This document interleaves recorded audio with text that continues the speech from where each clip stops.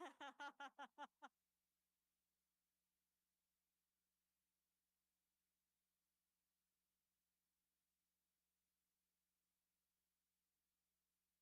good evening, everyone, and welcome.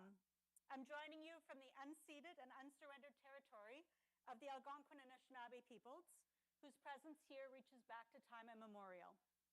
Canada's unions are committed to confronting historical and ongoing colonialism and violence committed against Indigenous communities, and we are in solidarity with Indigenous communities in the spirit of collaboration and reconciliation. It is fantastic to see so many people in the room today and so many more thousands joining us online. So many who care deeply about the future of working people in Canada.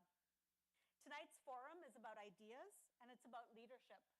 It's about the future that we can build together for workers right across this country. I am Bea Brusk. I'm the president of the Canadian Labour Congress. The Canadian Labour Congress is Canada's largest labour organization, bringing together Canadian unions and representing over 3 million workers from coast to coast to coast. And we know that right now, working people are facing very real challenges. The cost of living that keeps on climbing, wages that are far from keeping up, labor actions that are on the rise, tariffs that are threatening literally tens of thousands of jobs. The ripple effects are being felt across the country and across our economy right now. And people are tired of struggling to make ends meet. They are looking for leadership that puts them first. Whether it's the public sector or the private sector, union or non-union, across every region and across every industry, there are two top clear issues: good jobs and affordability. Canadians want to know that the next generation will do better, not worse, and they want governments to make life easier, not harder. Every single political party in this country is now chasing the votes of working people. And that tells us something really important. Working people hold the balance of power in this country. And the question is, who's truly ready to fight for them? And that's why tonight we are having an honest conversation with the NDP leadership contestants about their vision for Canada and for working people. Each candidate will join me on stage one-on-one for a 10-minute conversation. They will use that time to outline their priorities for workers, and they will answer a few key questions designed to show their leadership styles, their values, and their vision. So let's get started, my friends. Let's hear directly from those who want to lead Canada's Labour Party. And let's talk about what leadership looks like. So first up, we invite Rob Ashton. So Rob Ashton has spent more than 30 years working on docks, working hard, standing up for his co-workers, and fighting for fairness and respect. He is now the national president of the International Longshore and Warehouse Workers Union, trusted by his members across the country to lead with strength and integrity. He is a dad, a stepdad, a grandfather. Rob's family keeps him grounded and fuels his fight for a better life for working-class families in Canada. Rob is not a politician or a banker. He is a worker. He knows what it means to earn every single dollar and to stand shoulder to shoulder with others to make change happen. He is running to unite the NDP, to put workers and everyday people back at the heart of Canadian politics, and to put power back where it belongs, in the hands of working people. Now, there's a little fun fact about Rob. I'm told that he loves to sing and he's a big music buff. And apparently his go-to shower song is Sitting on the Dock of the Bay by Otis Redding. So let's welcome Rob.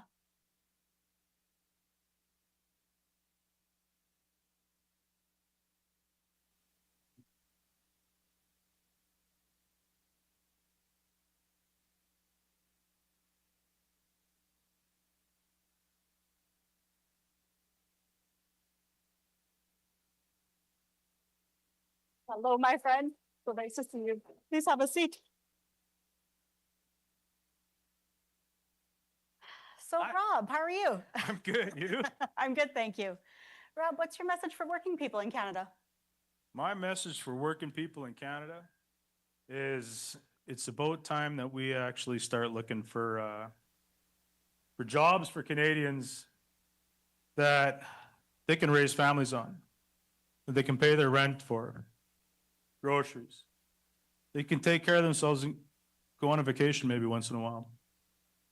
You know, we have a tendency to hide behind governments that don't care about us, whether liberals and conservatives.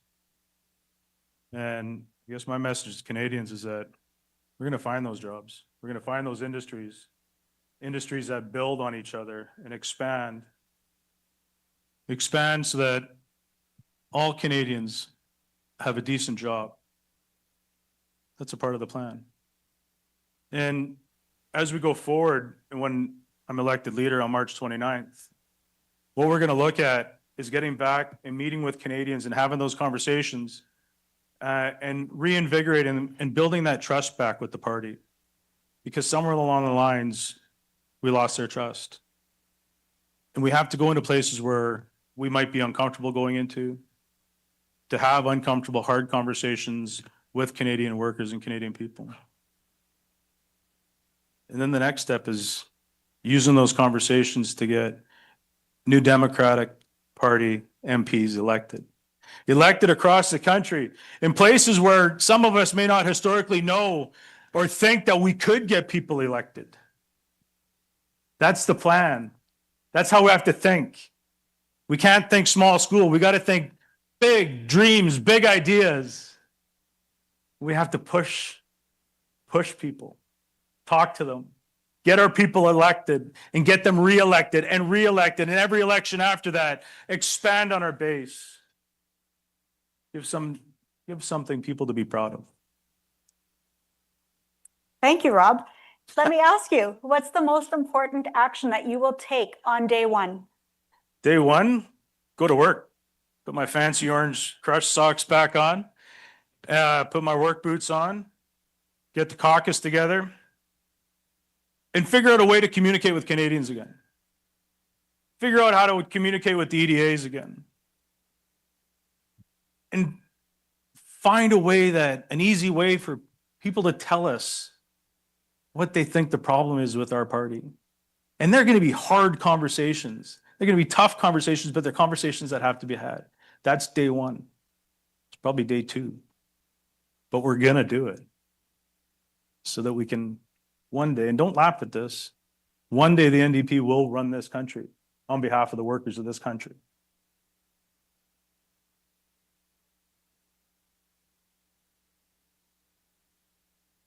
Rob, in your estimation, what is the most important trait that the next leader of the NDP needs to have?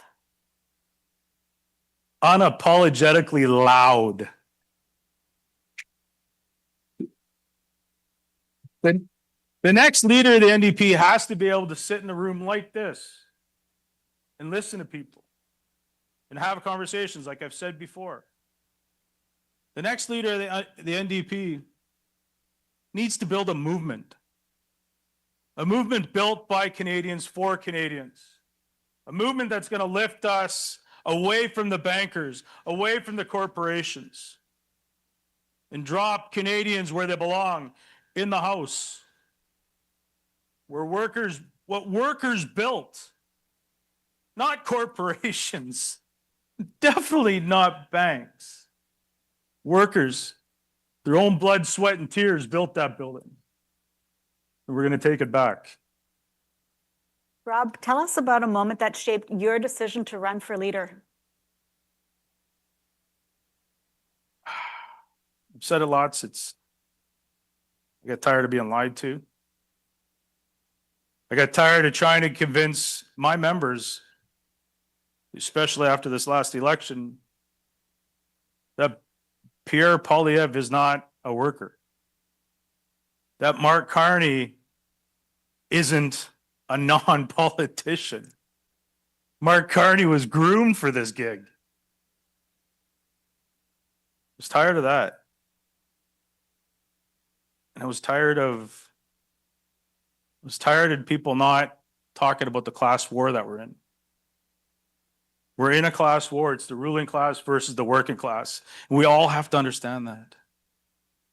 And we have to be loud about it. And we got to rally the troops. Rob, you walk into lots of lunchrooms. And when you walk into those lunchrooms and you know that those aren't always easy conversations, what is it that those working people in that tough lunchroom need to hear from you right now when they're worried about losing their jobs? I don't think they want to hear any more from politicians or want to be politicians. I think they're tired of listening to us. I think what workers want is us to actually, politicians that sit in those seats, and I'm not talking about the Democratic Party, because we've proven time and time again, especially recently with Leah's bill that takes away the Section 107s, or MP Gorjon's petition to allow farmers to use their seeds. They don't want to hear anything else. They want us to show them what we're going to do. That's all, I think. What do you think people should know about you that they may not already know? I'm not angry 24 hours a day.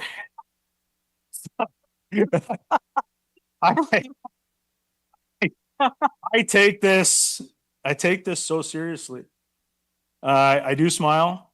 It's hidden somewhere under the beard. I'm passionate about this. I've never been one to stand and watch a bully pick on somebody. And that's what happens in Ottawa now.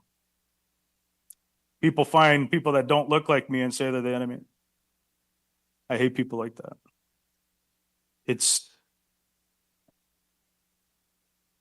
We have to be passionately defensive of our class.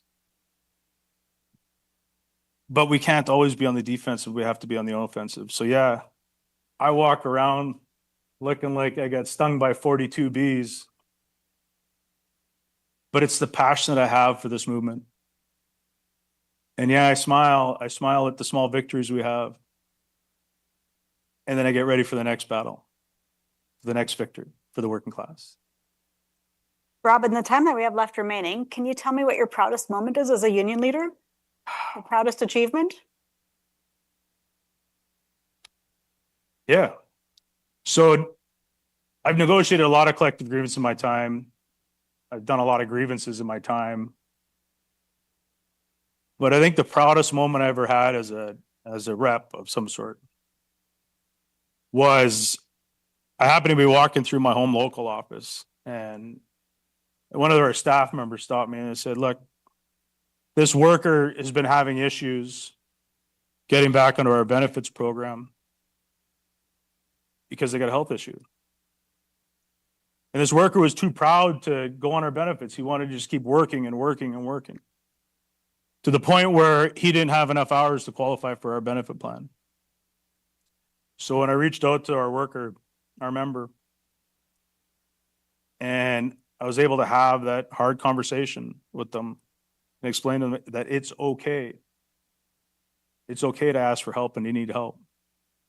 So the proudest moment I've had as a union rep was actually being able to get that member back on the benefits, so that member could live the rest of their days with our union benefit plan and our union long-term disability plan. And that, out of my 20 years as a union rep, is something that I'll never forget. Thank you for sharing that.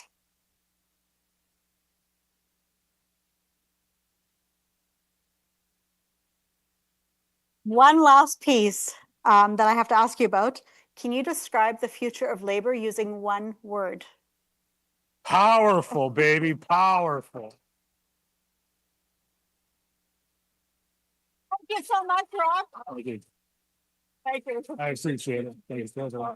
Thanks, everybody.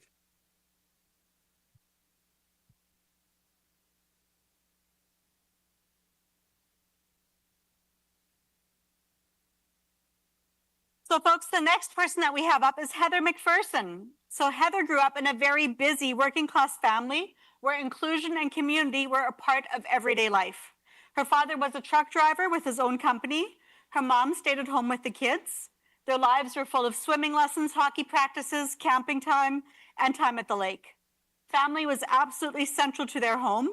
They hosted large, lively dinners with her extended family, loud, chaotic, and always welcoming. No one was ever turned away.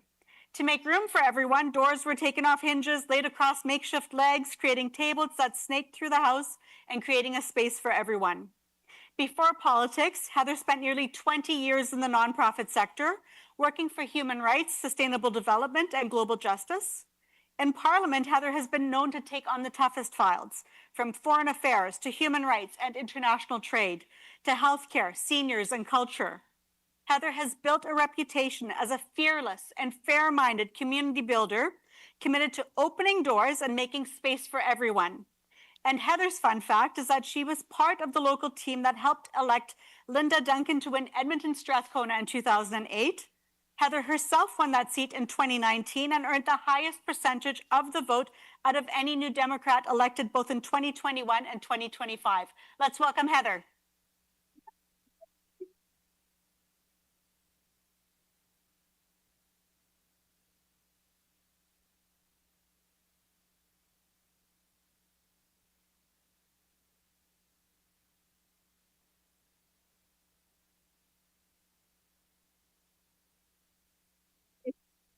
How are you? So nice to see you again. Let's have a seat. Hello, Heather. How nice to see you again. Nice to see you too. Thanks for having me. Yeah, absolutely. Yeah. Heather, what's your message for workers in this country? You know, this is a pivotal moment in time. This is a really important time for both our party, but also for Canadians. And I think Canadians need to know that New Democrats understand the challenge that Canadians are facing right now. You know, there are people in this country that are so deeply worried about their jobs. I think about young people in my life. I'm a mom of two. But young people across this country that are worried about whether or not they're going to be able to find a job. The fact that people aren't sure they're going to be able to pay for their rent or their housing. The fact that groceries cost so much. I talk about this all the time, but I have a 17-year-old son. I know how much groceries cost because he can go through a whole bunch of them. You know, that's, I think, what people need. They need to know that we see the challenges that Canadians across this country are facing, that we have a plan, that we're going to put that plan in place, and that we are going to make their lives better and easier. That's what workers need to hear from us right now. Thank you for that.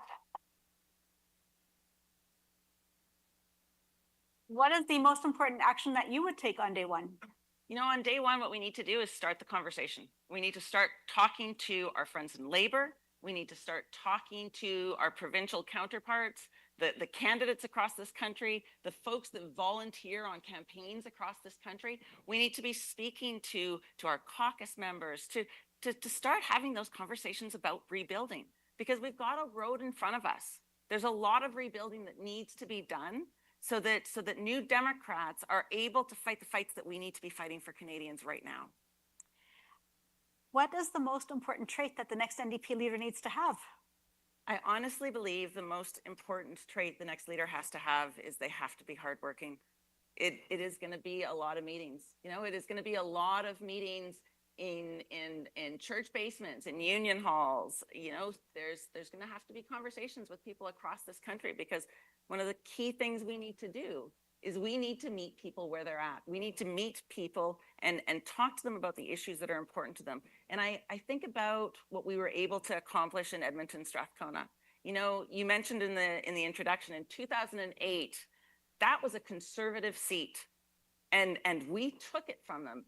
And it was a nail biter. We took it from them. But one of the things that we did from then is we worked so hard to build up our EDA, and we didn't stop there. You know, when I was elected in 2019, Rachel Notley wasn't sure she was going to, in fact, vote for me.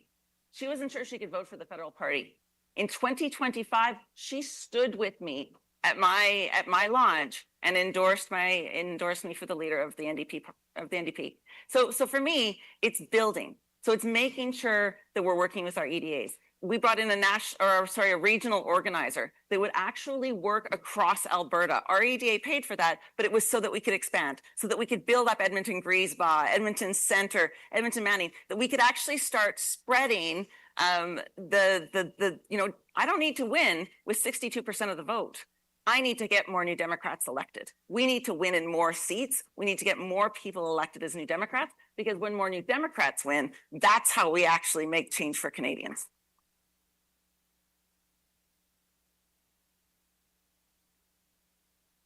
Tell us about a moment that shaped your decision to run for leadership. You know, you heard the story about me growing up and we would take the table off the hinges, and it is a frame that I use for my leadership, because for me, it is that idea. Like, my family wasn't political.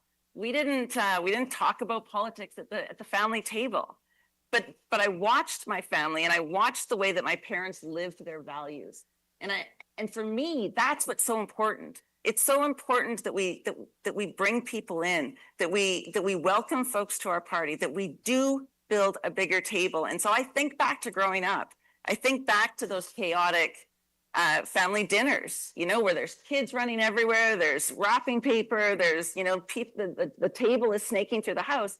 And I think about nobody was turned away from that table. Everybody was welcome in our party and at that table. And for me, that's so important. That's what we should be as New Democrats. Every single Canadian in this country that believes in the values of taking care of each other, that believes in the values of taking care of our neighbors. And that doesn't matter if your neighbor is next door or if your neighbor is on the other side of the planet. If you believe in taking care of your neighbors, taking care of your community, taking care of your planet, then you're a New Democrat and you belong at this table and you belong as part of our movement.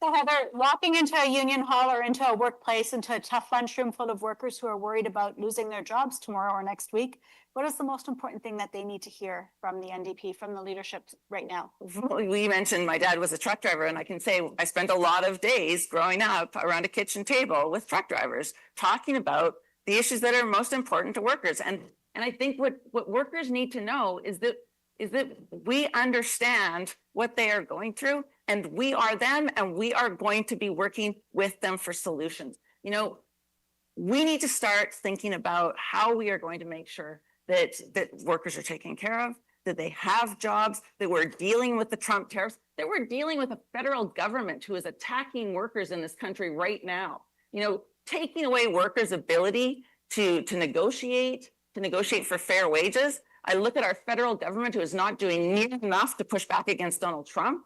I look at what's even happening in my province of Alberta, where 51,000 teachers are locked out and likely going to be facing back to work legislation. Like, workers need to know that there is a party in this country that will not stop fighting for them. It's why I brought forward legislation yesterday that would in fact stop illegal unions, stop business unions from going forward, that undermine workers' rights. We'll continue to do that work. You know, I'm so proud of my colleagues within the NDP caucus that brought in legislation to stop 107, to repeal that piece of the kind of the labor code that takes away the rights of workers.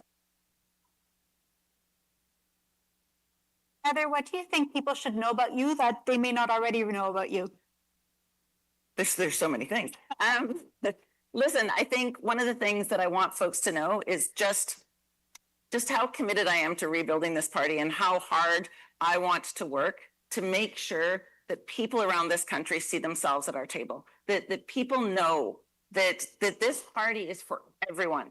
And it is not about changing our values. It's not about changing what we believe. It's about changing how we talk to people and where we talk to people. It's about meeting them where they are and seeing, letting them see that, you know, we're in the fight with them. We're there to help them get ahead and help them move forward. That's why we're all in this. This is why we're all New Democrats. And that's what I want people to know about me. What is your proudest moment, either on the campaign trail or as an MP? So, you know, being a member of Parliament, I was elected in 2019 and then again 21 and 2025. And I would say, you know, I was very proud when we were able to stop an Australian coal mining company from tearing down the Rocky Mountains. Protecting the Rocky Mountains was a huge one for me. I think the fact that I was able to fundamentally change the conversation about the genocide in Gaza in Parliament.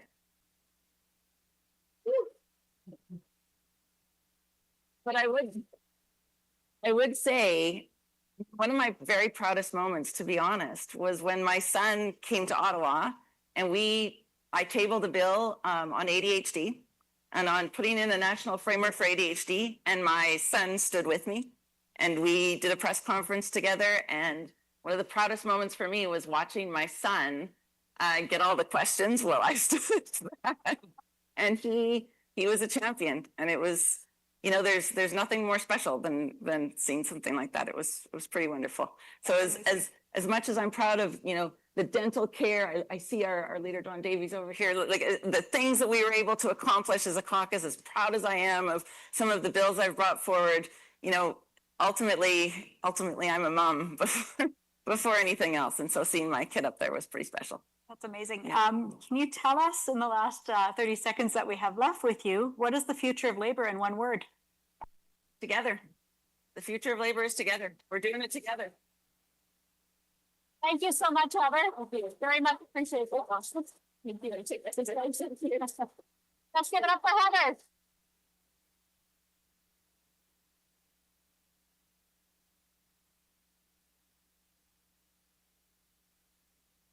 So our next candidate is Tony McQuail.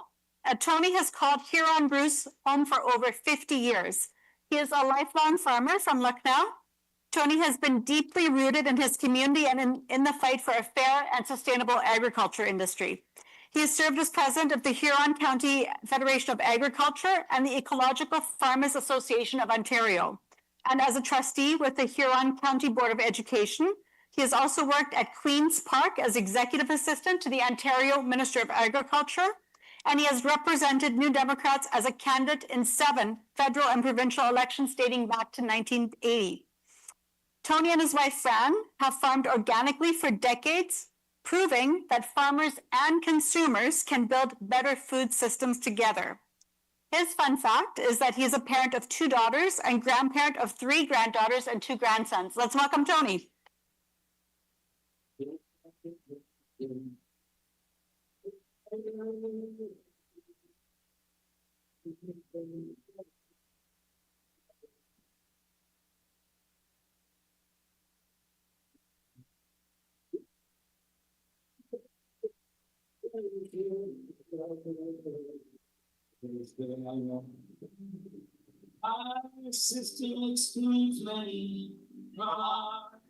Tony, so nice to see you again. Please have a seat. Welcome, Tony. Thank you.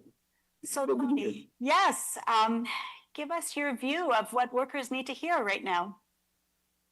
I think right off the bat, they need to hear that they're people, they're part of our community, and they're not going to be thrown under the AI bus.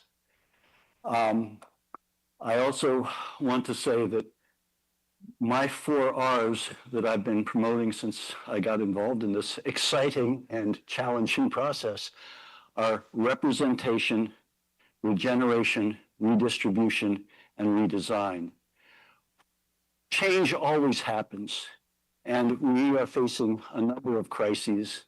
The 2 that are most on my mind is a collapsing ecosystem and a social order that's in crisis in terms of the inequity that we're seeing. And so representation, workers need representation, because first past the post system has been working for the elite since before Confederation.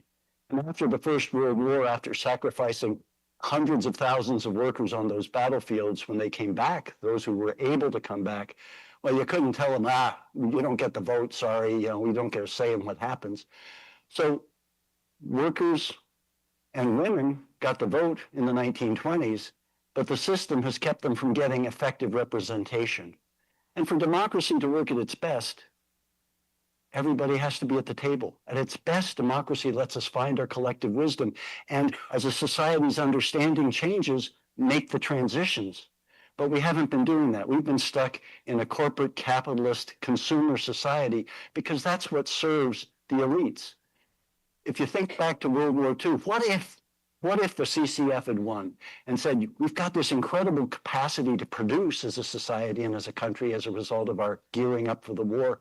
What if we'd said, rather than let's figure out how to advertise and make people consume ever more, we said, how can we help farmers and workers and families have more time and use that productive capacity for our basic needs? So we need to to get proportional representation. And until we do that, we're going to have to figure out how the NDP and the Greens and possibly other parties work together so that we don't keep making it impossible for us to get around the table effectively. Regeneration is my second point, because if we don't look after the environment, we've got nothing to work with. We don't have anything to be progressive about.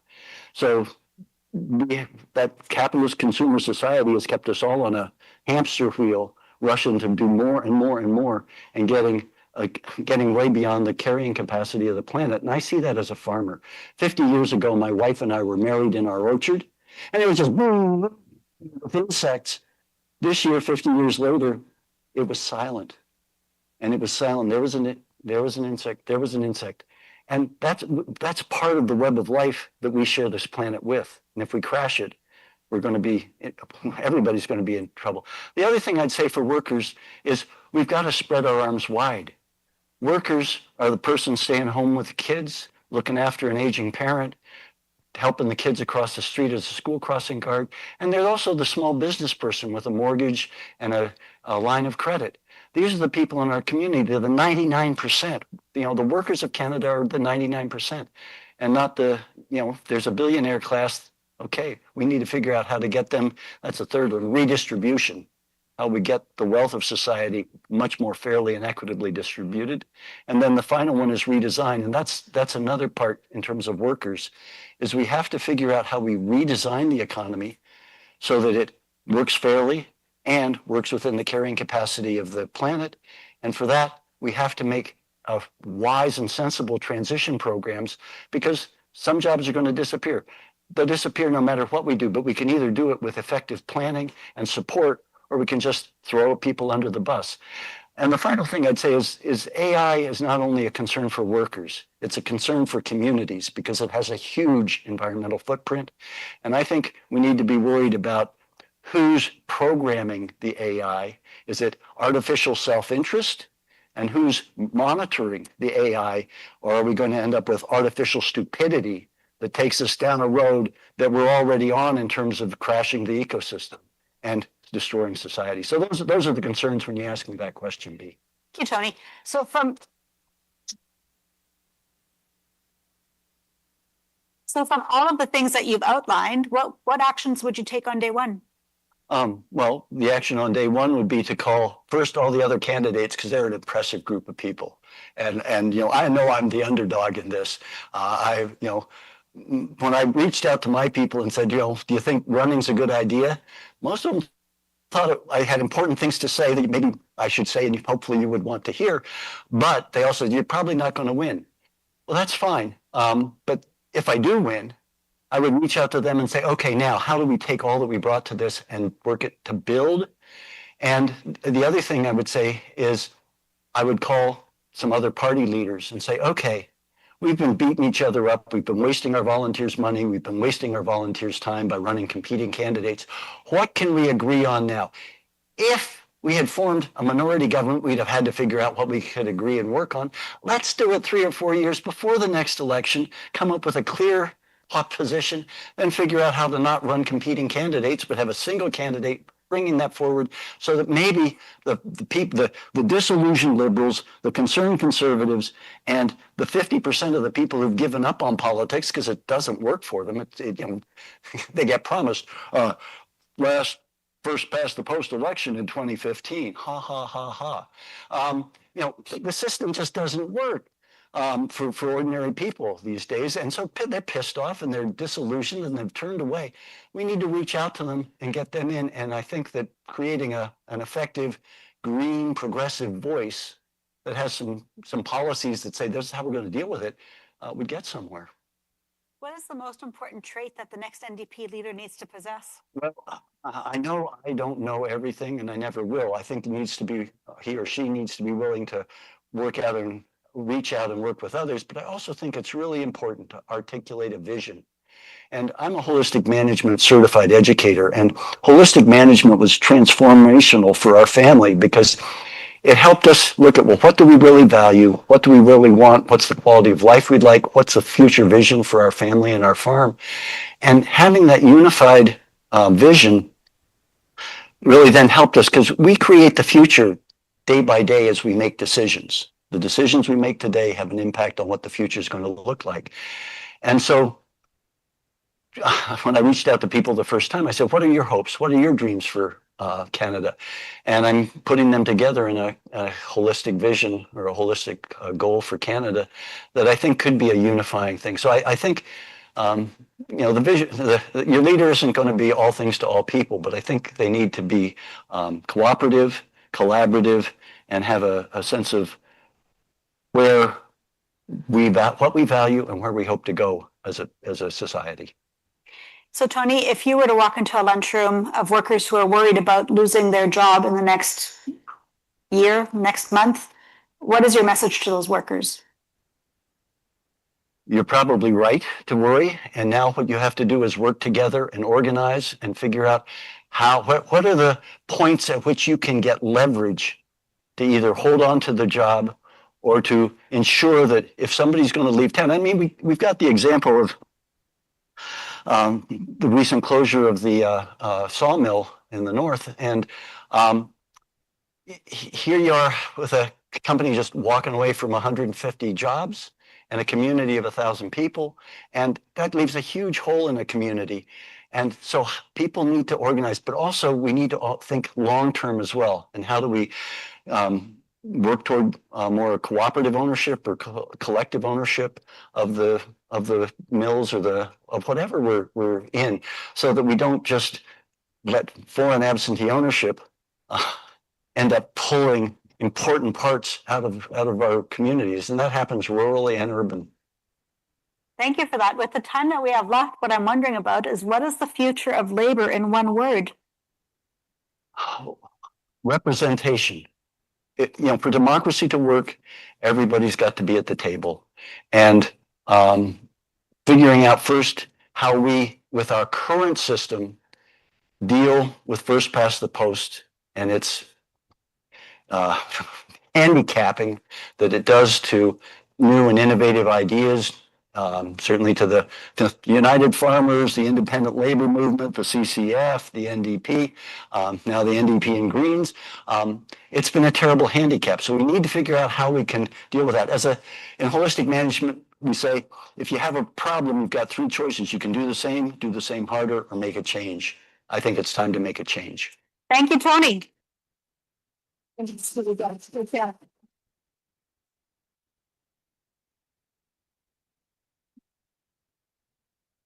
All right, folks. Thank you, Tony. Our next leadership candidate is Avi Lewis. Avi is a veteran journalist, an educator, and activist with more than 35 years of movement building experience. He has spent his life bringing working class politics to the national stage, combining grassroots organizing with the power of storytelling. A two-time federal NDP candidate, Avi understands both the challenges and the promise of building a stronger and more united party. Between campaigns, he teaches climate justice and documentary film at UBC, preparing the next generation of organizers and storytellers. From The Take, his groundbreaking film on worker-run factories, to The Leap and The Message from the Future, Avi has inspired people around the world to confront inequality and to act boldly on climate. Avi lives in Vancouver with his wife Naomi Klein and their son Toma and their dog named Smoke. And his fun fact is that he is a lifelong campaigner, but of a different kind. He started playing Dungeons and Dragons at age 10 with a Hobbit thief character, very originally named Biblo. So welcome to Avi.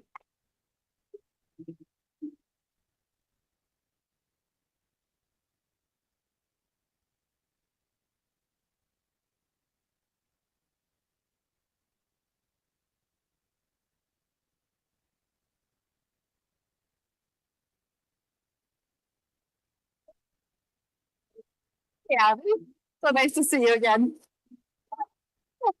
Yes, kidding. Not my move. Welcome, Avi. Dee? Nice to see you. Nice to see you too. So give us sort of an overview of, what workers need to hear from you. Merci pour la question. Notre campagne est entièrement focalisée. Thank you for the question. Our campaign is focused on the daily urgency of only survive in an impossible economy, the cost of living explodes everywhere in Canada because the economic power is focused, centralized, and in the hands of a few big corporations. There are 5 grocery stores, 3 telecommunication corporations, 50 banks. They fix the prices, they control the markets. They take advantage of the current crisis while people are having a hard time to pay their rent. That's how it's working. That's why we're proposing a public option for groceries, for housing, for cell phone, and that can be made possible by taxing the richer people in our society, the richest people in our society. On the everyday emergency of just trying to get by in an impossible economy. And we feel that it's time for some straight talk because we know why. We have every sector of our economy dominated by a handful of small players. 5 big banks, 5 big grocery chains, 3 phone companies giving us the highest prices and the worst customer service anywhere. And people are pissed off, and they're right to be. And that's why we've been putting we've been taking big swings and putting out some very clear solutions that are actually as big as the crises we face, like a public option for groceries. We've provoked a debate on this subject. Not everybody agrees, but I think the NDP has got to be putting forward ideas, not just the right words carefully chosen or platitudes. It is a time of desperation when fascism is rising, not just in the authoritarian government south of the border, but around. And the seeds are planted in the economic desperation that the system is creating. We are the only party that can identify the cause of this, the massive concentration of wealth, and propose solutions like a public option for groceries that's actually going to provoke a debate about what would fix this crisis that we're in. So, Avi, when you walk into a lunchroom full of workers who are worried about their job next week or next month, what do those workers need to hear from an NDP leader? Straight talk. Straight talk. It can't be message boxes. It can't be carefully sculpted phrases. It has to be straight talk, like all you've heard from all the other candidates. We are aligned. We are NDPers. We need to connect with working class people because we feel the desperation that is coming from all of our lives right now. It's that fundamental movement of the heart towards a lived reality of everyone in our communities. And we're the ones who feel it. And we also are the only ones who have a diagnosis for why it's like this in such a rich country, in a time where there are fountains of wealth being created and where the billionaires are actually building themselves rocket ships to Mars to leave us all behind. And as the planet burns, people know this in their skin. They're living it. And we need to start proposing solutions that are actually going to make people go, that's right. You know, the Stellantis plant gets hundreds of millions of dollars of public money, and they want to run south and take away all those jobs. Fine. Bye. We're going to keep that factory and all the machines that we paid for and run it under public ownership to preserve those jobs and create EVs under public control. I mean, if you say that in a lunchroom, you're going to have a discussion. People are going to lean forward. We're going to talk about this stuff. Can you tell us what the most important trait is for the future leader of the NDP? Yeah, I think it is just cutting the crap and actually just naming the problems and really connecting with people. People are rightly suspicious of politicians. Everything seems like the cassette, like the tape loop. We got to get off that kind of politics. Authenticity is actually working in politics right now, but where we see the authenticity is on the far other side. And I think that this naming of the problem and actually proposing big solutions, I wasn't going to do this, but I got this email right before the show. We need to figure out how to get back voters that we lost in the last election, right? And I've made this really big thing about a public option for groceries. So I got this email today. My name is Blake. I recently read this article about your project to launch a government grocery store. I wanted to reach out because this is an initiative I've been advocating for several years, and to see someone finally take it seriously is genuinely exciting. I'm a staunch conservative, but I believe this project has real merit and potential to strengthen communities across the country. I've worked in this industry, and for this idea to succeed, we would need to work hand in hand with local farmers and bakers and food producers, and with proper federal support, these local suppliers could feed Canadians and give them access to affordable, quality homegrown food. We are going to get back the voters we've lost. with our ideas. It's not just some magic messaging formula. I really believe that we can make these solutions ring out across the land and bring people home. And then when we bring them home, we got to organize our asses off. And then a room full of trade unionists, I don't think I have to explain that it starts person to person with individual conversations, and we build collective power from the base. Can you tell us about a moment that shaped your decision to run for leader? I knocked on the store in Vancouver Centre in the last election, and the guy opened the door. He's a 60-year-old software programmer who was living and working in a 300 square foot apartment, paying $3,000 a month. He barely left his room because he was just working all the time. And he was getting pulled into that right-wing vortex of the manosphere. And he was angry, and he was isolated, and he was lonely. And we talked for a long time. And as we connected, we share outrage about the fountains of corporate wealth in this country while people are working beyond multiple jobs and still struggling to make rent. And by the end of the conversation, he was like, I'm in. Nobody's taking me seriously this way. What are you doing about it? I'm like, we're knocking on doors, we're talking to neighbors, and we're actually going to build community power, hand-to-hand organizing. He was one of the best canvassers on the campaign, and he came out and joined us. And I think, I don't know where he's at right now. I got to reconnect. I've been traveling a lot. But that's how we win people back and win people over and build power at the same time. So what would be the most important action that you would want to take on day one to start putting these building blocks into place? Go right back to the base. We have 343 riding associations across this country. They feel abandoned. They feel there's anger at the base. They feel neglected. They feel under-resourced. They could be 343 community organizing hubs 365 days a year. And the party has to start valuing the base, not just as an ATM, not just for a show, but for the actual ideas that will fix problems in communities and to build community and support other struggles year round. So when we build up the EDAs and resource them and provide them training and connect them to each other, then we're going to start showing up for worker struggles in communities. Refugees need settling. There needs to be mutual aid during a pandemic or an emergency. We need to weave ourselves into the fabric of life at the base, and that's how we build back. Is there something about you that people don't already know that you would like them to know or be aware of? I'm a massive Blue Jays fan. I'm like 162 games a year. My dad, like cliched father-son things in my feminist family household. But he took me to the first Blue Jays game in 1977. It snowed. Everybody left. We stayed. The Jays won. That was it for life. And the thing I love about these guys right now, they're the journeymen, the minor leaguers, the grinders, the ones who aren't supposed to be there. They look out for each other, and they're going to the World Series on the basis of a bunch of players that shouldn't even be there, that nobody knows, So I just think there's something, I know they're all millionaires playing a kid's game for money, but, I feel like there's something special about this. In your life of activism, is there something that you're most proud of, an experience or some way that you helped someone or just something that you're most proud of? I mean, I teach students and they are marinating in fear and panic around the crises closing in, the climate, the economy, and we find and we share that the antidote to despair is action.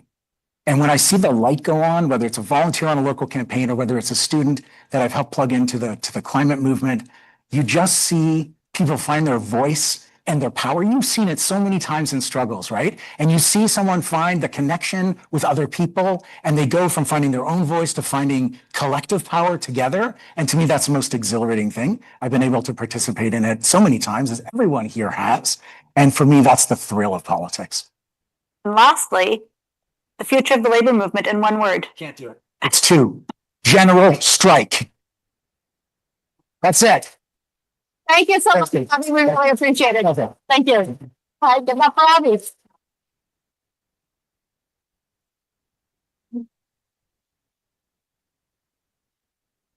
So folks, the last leadership candidate that we have tonight is Tanille Johnston. Tanille is from the Weewaikai First Nation. She is a social worker and a mother. She was born and raised in Campbell River, BC, and she has spent her life fighting for equity, justice, and strong, healthy communities. She has over 14 years as a registered social worker. Tanille now serves as the Director of Community Programs and Services with the First Nations Health Authority as a city and as a city councillor. Her leadership is grounded in action, from delivering frontline services to advancing change within institutions. And now she's running to lead the NDP into a new era, one that centers equity and builds from the ground up, that fights for affordable housing, universal health care, and a real representation for Indigenous peoples. Tanille believes that a stronger NDP starts with listening, organizing, and having the courage to lead everyone. And her fun fact is that despite not being elected, she was able to capture an impressive 26,000 votes, about 33% in the federal election in April for North Island Powell River in BC, and came a very close second in that race. So welcome to Tanille.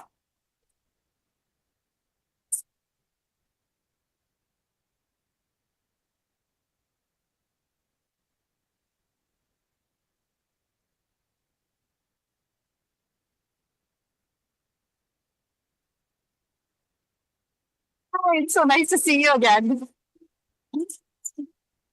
It's so nice to see you again. Yes, you as well. It's been forever. So what do workers need to hear right now?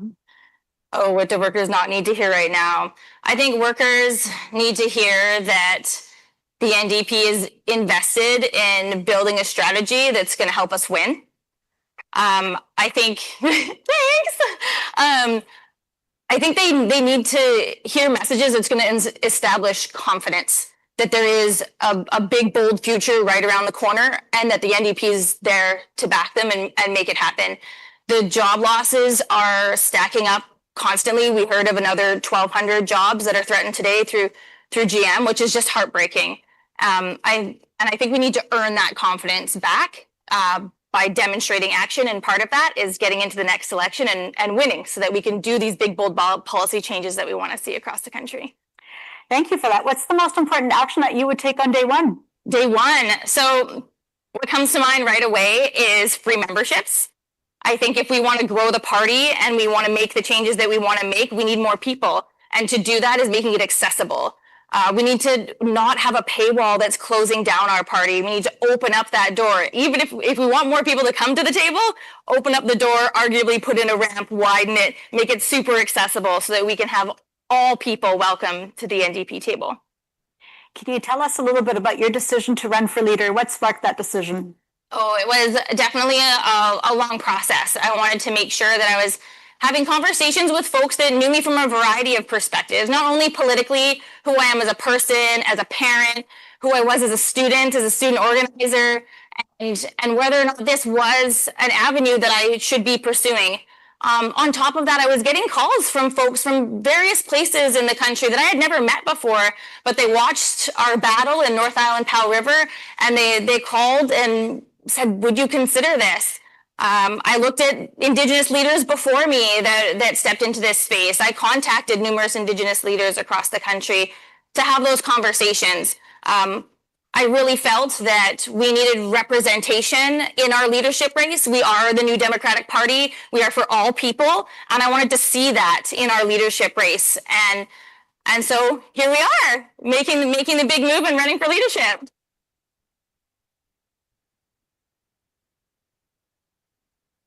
In your estimation, what is the most important trait that the next leader needs to possess? I think the next leader really needs to have a ton of energy, a ton of commitment, the ability to see and hear across diverse spectrums. They need to be able to hold our values as core, have a lot of integrity in that. Inclusion isn't just a word, it's a verb. You need to activate inclusion. You need to live that. You need to demonstrate it day in and day out. If we don't have that in a leader, if you can't see yourself in that leader as a student, as a minority, as a person that maybe identifies as an equity group or anything other than your average Canadian, you need to be able to see yourself in our party. And so I believe that as someone who grew up in student politics and was arguably born in student politics, as someone who is Indigenous, as a woman, I feel like I I do embody a lot of those things. I feel like I'm positioned to have an opportunity to build this party and to structure it in a way that's going to enable that victory in the next election. For workers sitting in a lunchroom worried about their job next week, next month, and you're walking in as the NDP leader, what is your message to them? How are you engaging with them? My message is the change is here. We're going to go bold into the next election. We need to organize. We need to come together. I think first, before I would talk at that group, though, I would need to hear them out. I think we need to own where maybe we haven't stepped up, where maybe we haven't championed a line that we should have. And I think we need to hear that. I think we need to take a second to be critical of ourselves and use that to do better, to go forward, to build more, and to be accountable to the people. We don't want folks to feel like disenchanted by the NDP. We want people to feel inspired and invigorated and ready to go. And in order to do that, you have to establish that trust. And to establish trust, you have to hear people out. And you ran in the last election and you had a great showing. And so I'm wondering, during that campaign or in your time as an activist in a variety of roles that you've had, is there something that really stands out that you're particularly proud of, or a connection made, or a moment that you think back that's really inspiring to you? I mean, there were so many. I mean, I was super proud of the effort that our team put in. So for those folks that don't know North Island, Powell River, it's a very large riding, probably about 300 kilometers long and 300 kilometers wide, with numerous rural communities that I think we all know need a lot of extra support in order to run a successful campaign. It's costly, and you need a big team. I think we did really well at connecting with all of our small areas. I was on boats and planes to get to every little nook and cranny that we had. Some communities had never seen a candidate come out to their community before, and that was really amazing for me. I think one other thing that really stands out is we launched a campaign for equitable opportunity in the ballot box. So there's a lot of smaller nations that may not necessarily be overly rural, but they didn't have a ballot box that was close to them, that was easily accessible so they could go vote. And so we worked with Elections Canada to ensure that every nation within my riding had the opportunity to have a ballot box in their community.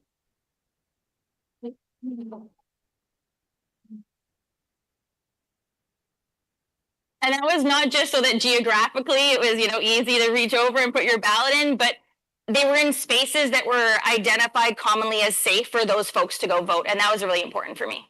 That's wonderful. Thank you for that. Is there something that people should know about you that we may not already know? Oh, I mean, the era of social media, so there's not a whole ton of secrets about me.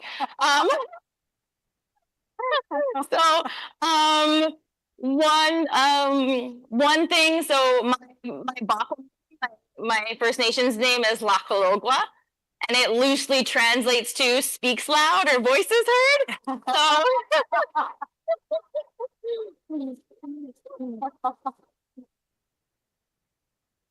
So we have a little bit of time. Either you can fill it or I can ask you another question. It's up to you. I love questions. Do we get to take from the audience? No? Don't take me up on that. So you went into work as a registered social worker. What caused you to want to do that work? And what was the driving force behind that decision? Yeah, so post-secondary education was a huge journey for me. When I first entered, I actually went into nursing school at Camosun College. I learned quickly that I wasn't really a nurse, and I shifted my studies into studying mental health and addiction, and did a lot of support worker work after that, and was really happy with being involved with those community members and helping and feeling like I was being supportive and doing really good work. And so what career can get me closer to this? What career can enable me to do more of this? And it was social work. And so I went back into social work and ended up doing my undergrad and my master's in social work at the University of Victoria, which was a really amazing experience. And I was very lucky to start that career at an organization called Surrounded by Cedar Child and Family Services. And I had just the best leadership to learn from in my team leader, a very strong Cree, Saskatchewan woman that really showed me, how to do the work well, and I'm so forever grateful for that leadership. And how has that work morphed into the political work that you're now seeking to do, or your decision to run in the last election for an MP spot? Yeah, so an author that's famous in the social work world is Bell Hooks, and she has the term social work in the back. The personal is political, and arguably politics entered my life when I was given a status number. I've never lived a life outside of politics. It's always been a part of my life, whether I wanted it to be or not. And social work is built on advocacy. It's built on justice. It's built around navigating systems that were never meant to work for you.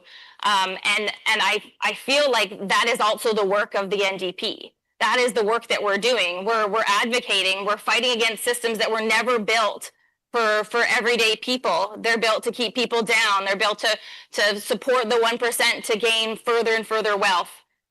So I feel like it's, social work and politics, it's kind of one and the same. Thank you so much, Tanille. Really appreciate the opportunity. Thank you.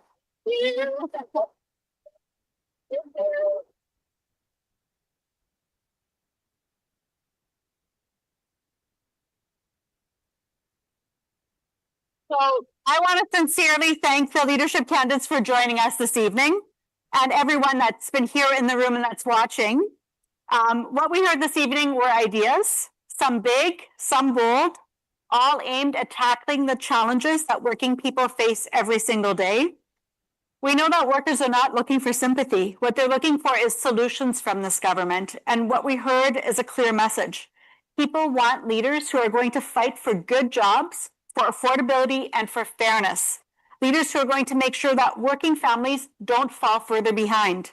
Tonight was just the start of this conversation, and I encourage everyone here to continue to engage, to visit the candidate websites, to learn more about their plan, to bring your questions and ideas forward to the candidates.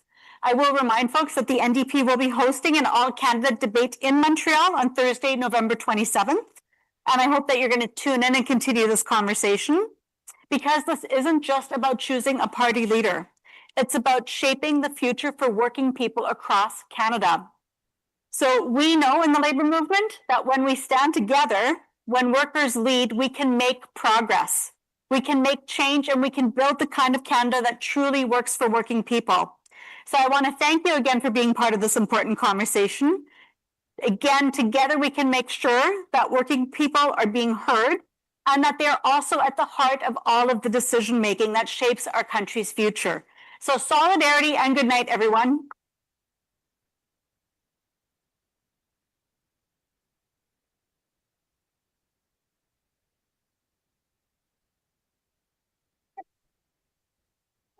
So solidarity. So solidarity. Should we have the comments come out one more time?